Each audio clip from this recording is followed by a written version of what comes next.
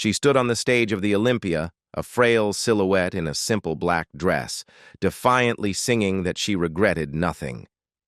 But behind the iconic voice of France lay a graveyard of broken men, shattered promises, and a soul drowning in morphine. Edith Piaf wasn't just a victim of fate. She was a master of her own destruction.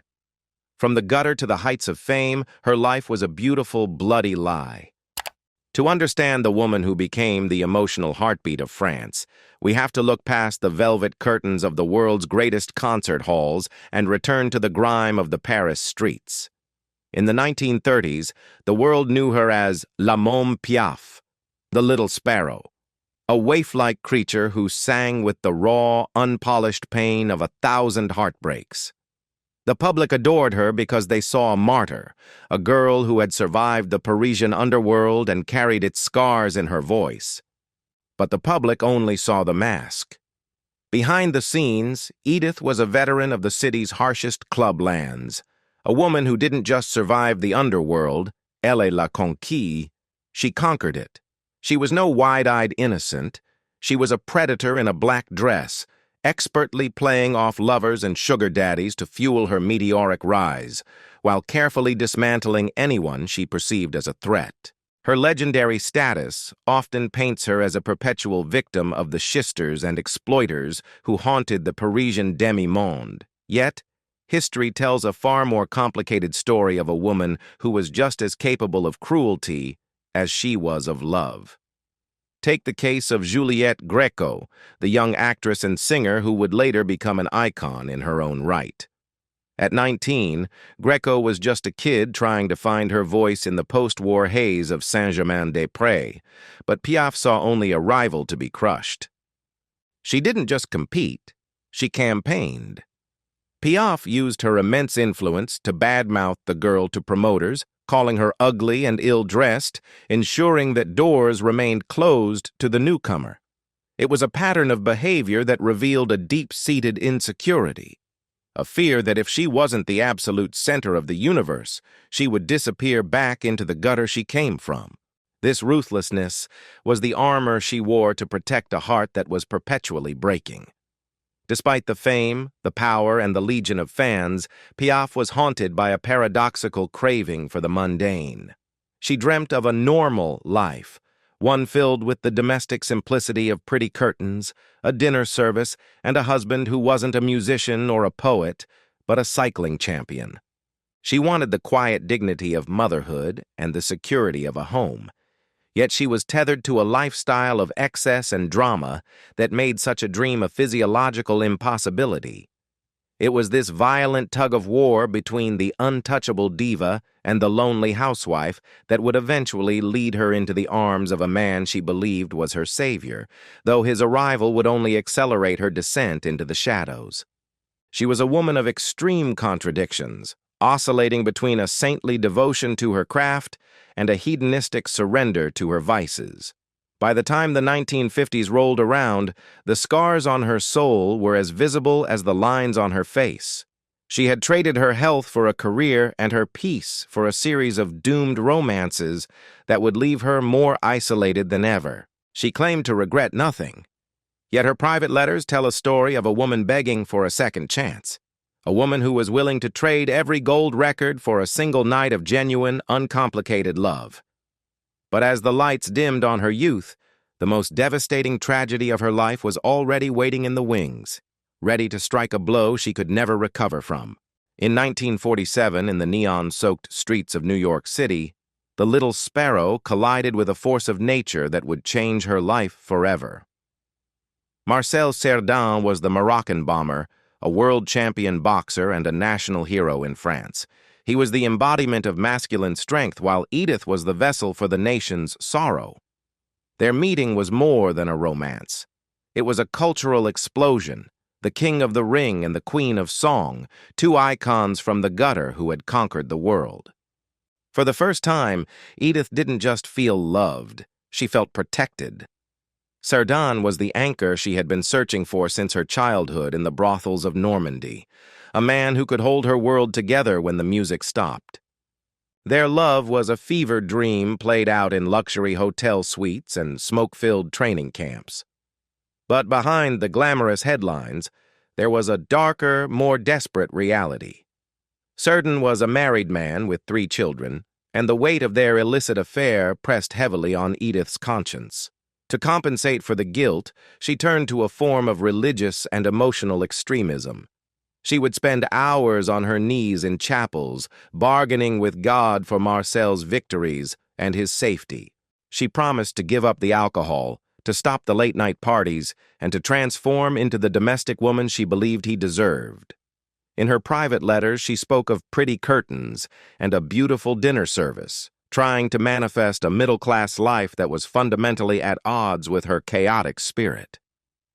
This period of intense passion birthed her most enduring masterpiece, Hymne à l'amour. It wasn't just a song, it was a prayer and a chillingly accurate prophecy. She sang about the blue sky collapsing and the earth crumbling, declaring that as long as they loved each other, nothing else mattered. She was signaling to the world that she was prepared to lose everything for him. Her devotion was total, bordering on a religious cult of personality where Marcel was the deity and she was the humble servant.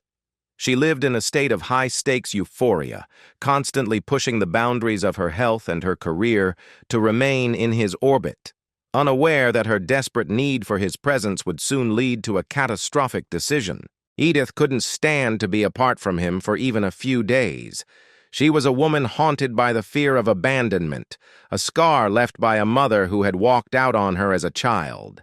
This insecurity drove her to demand that Marcel fly to see her in New York, rather than taking the slower, safer route by sea as he had originally planned.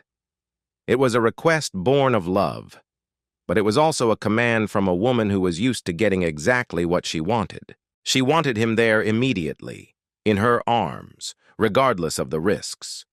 She had no way of knowing that her obsession was setting the stage for the greatest tragedy in the history of French entertainment. But as the flight from Paris took off into the dark Atlantic night, a series of events was unfolding that would silence the Moroccan bomber forever and send Edith into a darkness from which she would never truly emerge. October 28, 1949, remains the darkest date in the Piaf legend. The plane carrying Marcel Cerdan crashed into a mountain in the Azores, leaving no survivors. When the news reached Edith in New York, the world expected her to cancel her performance and retreat into mourning. Instead, she chose a path of agonizing martyrdom. She walked onto the stage of the Versailles Club that night, a broken woman held together by sheer willpower and a heavy veil of grief.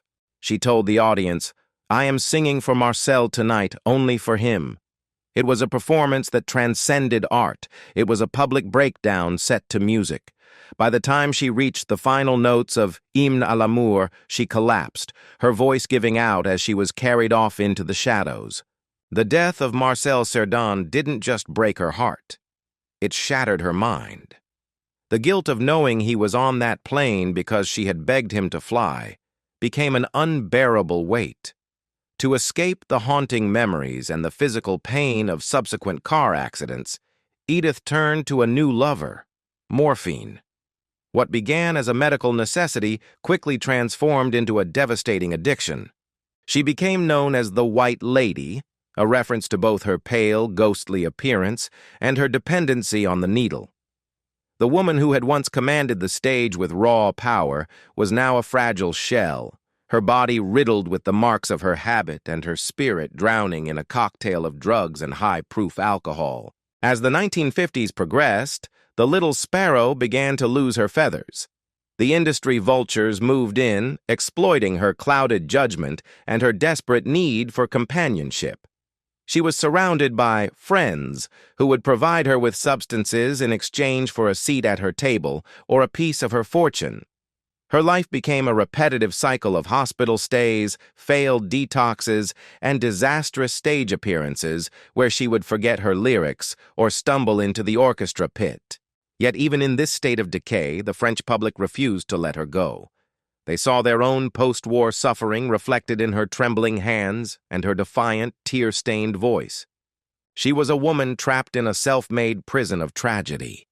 She would seek out men who reminded her of Marcel, trying to recreate the lightning she had lost, but each new affair only ended in more heartbreak and more needles. The domestic dreams of pretty curtains were replaced by the cold reality of sterile hospital rooms and the frantic search for a vein. She was a diva who had traded her soul for a few hours of numbness, a legend who was slowly being consumed by the very pain that made her famous. She was standing at the edge of total oblivion, with the world watching her every stumble, waiting to see if she would finally fall. But amidst the wreckage of her health and her sanity, a new man was about to enter her life, a cycling champion who she believed was her last chance at redemption, though his arrival would only prove how far she had truly fallen. By 1951, the woman who had once been the vibrant soul of Paris was rapidly becoming a ghost of her former self. The death of Marcel Cerdan had left a void so vast that Edith attempted to fill it with anything that promised a flicker of light: morphine, brandy, and a rotating door of men who were often more shadows than saviors. It was during this period of absolute chaos that she encountered Louis Girardin, a French pursuit cycling champion. To the world, he was a rugged athlete at the peak of his physical powers. To Edith, he was a life raft in a stormy sea. She didn't just fall for him, she surrendered to him with a ferocity that bordered on the pathological. The love letters discovered 50 years after her death reveal a side of Piaf that the public rarely saw, a woman desperate to trade her crown for a kitchen apron. In these secret epistles, the little sparrow chirped about a domestic dream that seemed almost hallucinatory given her lifestyle. She spoke of pretty curtains, a beautiful dinner service, and the simple, quiet life of a housewife waiting for her husband to return from the track. She promised to transform herself, to stop drinking, and to finally be worthy of a man who represented the stability she had lacked since the streets of Belleville.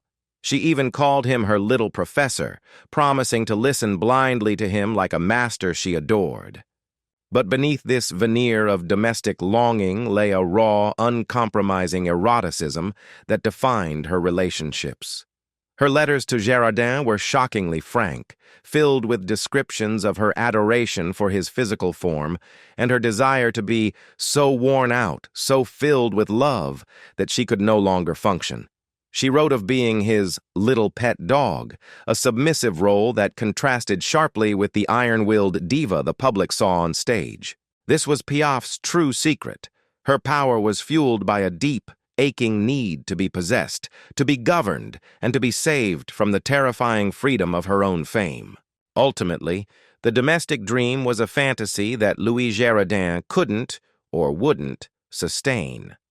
He was already married, for one, and the reality of life with Piaf was far from the quiet domesticity she promised. Girardin later remarked that 48 hours with the singer was more tiring than riding in the Tour de France. He was exhausted by her intensity, her middle-of-the-night demands, and the sheer weight of her emotional dependency.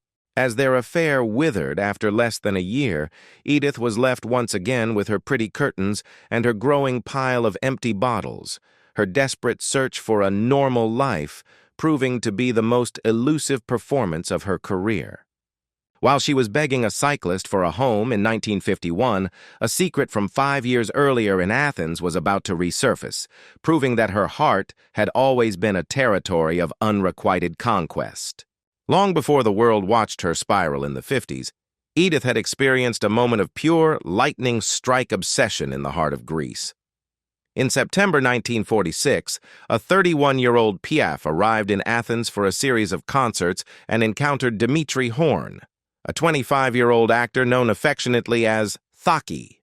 Horn was widely considered the finest actor of his generation, possessed of a refined beauty and an intellectual depth that immediately mesmerized the singer. For Edith, it was love at first sight, a coup de foudre that ignored the boundaries of language, culture, and the fact that she was already one of the most famous women in the world. The letters she sent to Horn from Corsica and Paris are artifacts of a soul in the throes of a fever. "I love you like I have never loved before," she wrote, begging him not to let her heart die. In these pages, we see a woman willing to abandon everything, her career, her country, her very identity, just to live by his side. She was convinced that she alone knew how to make him happy, claiming a profound, almost psychic understanding of his needs. It was a classic Piaf maneuver, total emotional immersion, an all-or-nothing gamble where the stakes were her own sanity. Yet, this Greek affair remains one of the most poignant chapters of her life because, for perhaps the first time, her legendary magnetism failed to secure its target. While Edith was writing about surrendering her life to him, Dmitri Horn remained largely unmoved. He was dazzled by her talent, certainly, but he did not share the volcanic passion that burned in her letters. Their meeting was not merely platonic, but it lacked the mutual combustion she required to survive. Horn would eventually marry a shipping heiress, leaving Edith's letters to sit in an envelope for decades, a testament to a love that was as genuine as it was one-sided. The rejection by Thaki was a quiet wound that never truly healed, reinforcing her belief that she was destined to love more than she was loved in return. It highlighted the tragic irony of her existence. She could command the adoration of millions with a single note, yet she couldn't compel the one man she wanted to stay. This pattern of reaching for the unattainable would define her final decade, driving her to seek solace in increasingly dangerous places as her body began to fail her. As the 50s drew to a close, the little sparrow found herself standing at the edge of a final, irreversible breakdown, leading to a shocking announcement that threatened to silence the voice of France forever. By the dawn of the 1960s, Edith Piaf had transitioned from a woman into a national monument, a crumbling, weathered statue that refused to be toppled. Her body was a map of every vice she had ever embraced and every tragedy she had ever survived. Ravaged by advanced cirrhosis, severe arthritis that curled her hands into claws, and the lingering fog of 1,000 morphine injections, she looked decades older than her mid-40s. To the world, she was a walking miracle. To her doctors, she was a medical impossibility. She was frequently hospitalized, her liver failing and her weight dropping to a terrifying 80 pounds, yet every time the press prepared her obituary, the little sparrow found the strength to fly back to the stage. The year 1961 marked what many consider her final stand. The Olympia, the legendary Paris music hall that had witnessed her greatest triumphs, was facing bankruptcy. In a gesture of pure, sacrificial defiance, Edith agreed to a series of concerts that everyone, including herself, knew might be her last. She could barely walk to the microphone, her steps small and shuffling, her frame so fragile it seemed the weight of the spotlight alone might crush her. But the moment the orchestra began the opening chords of Non, je ne regrette rien, the frailty vanished. A tectonic power surged through her, and she sang with a clarity and a ferocity that shook the very foundations of the building. It wasn't just a song, it was a manifesto. She was telling the world that despite the deaths, the needles, the accidents, and the heartbreak, she would not take back a single second of her life. This period was characterized by a frantic, almost religious commitment to her audience. She was often injected with painkillers just seconds before the curtain rose, performing through bouts of internal bleeding and exhaustion that would have killed a lesser person. The French public watched with a mixture of awe and horror, knowing they were witnessing the slow-motion martyrdom of their idol. She had become the soul of France, scarred, weary, but fundamentally unbreakable. She was no longer singing for fame or money. She was singing for breath, using the vibration of her vocal cords to prove to herself that she was still among the living. Yet, even as her physical form disintegrated, her hunger for a redemptive love remained as sharp as ever. She was a woman who could not exist in a vacuum. She needed the reflection of herself in a man's eyes to feel real. As the curtains began to close on her career, she was about to embark on a final controversial chapter that would leave the public divided and her heart, for the first time in years, at peace.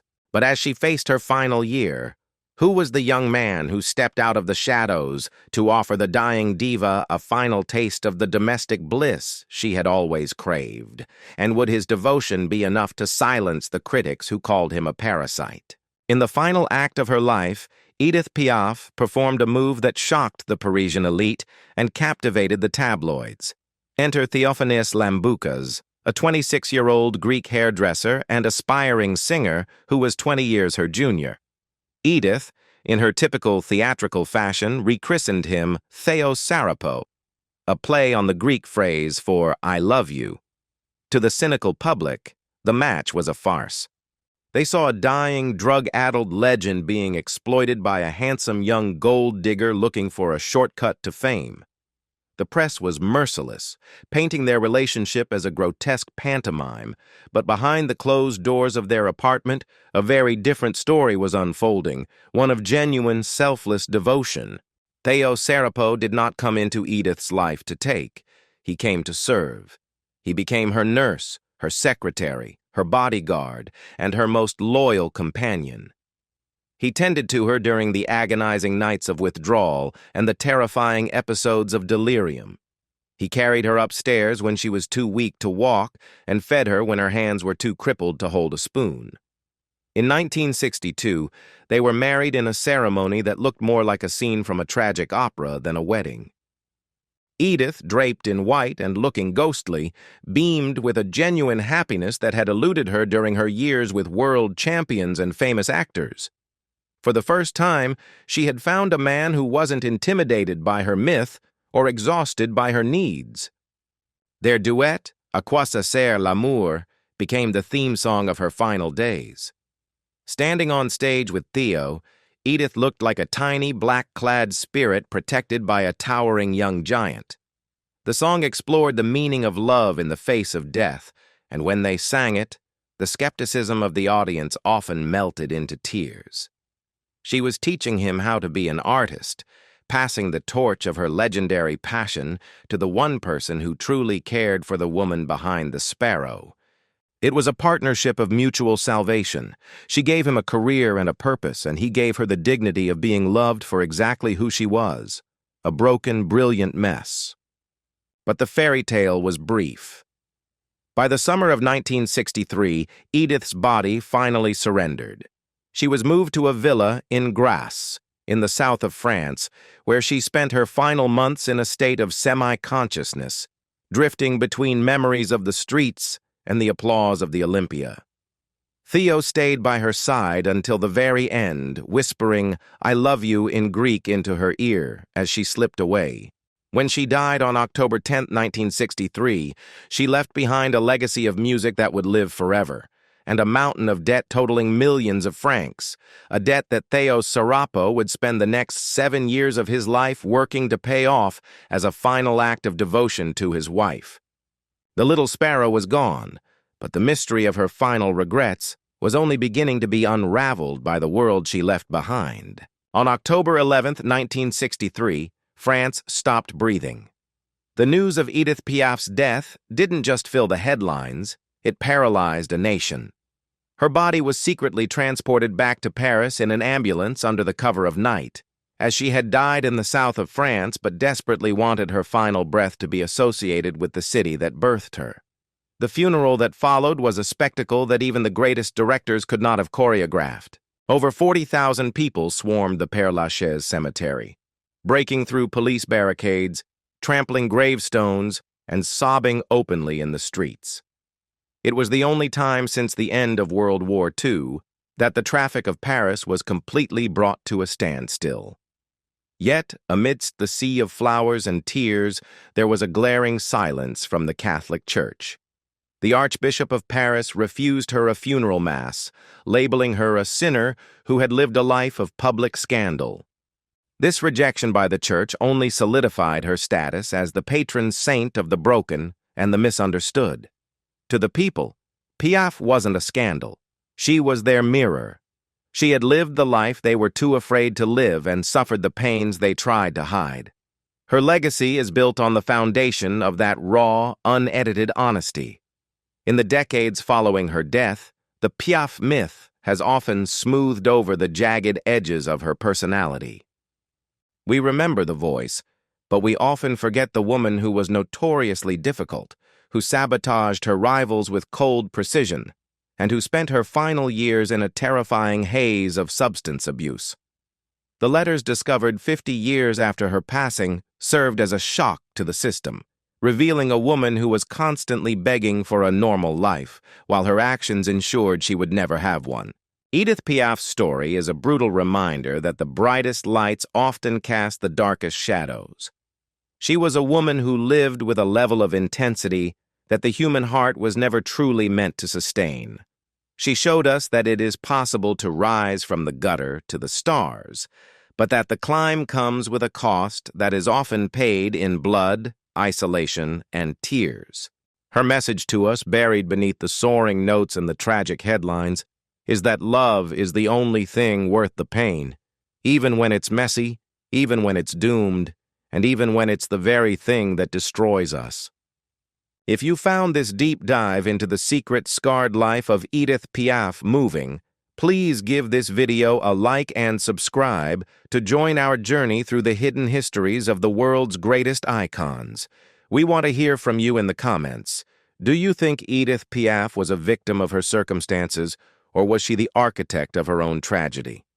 Your support helps us keep these stories alive, and we look forward to reading your thoughts below. Thoughts below. Thoughts below. Thoughts below.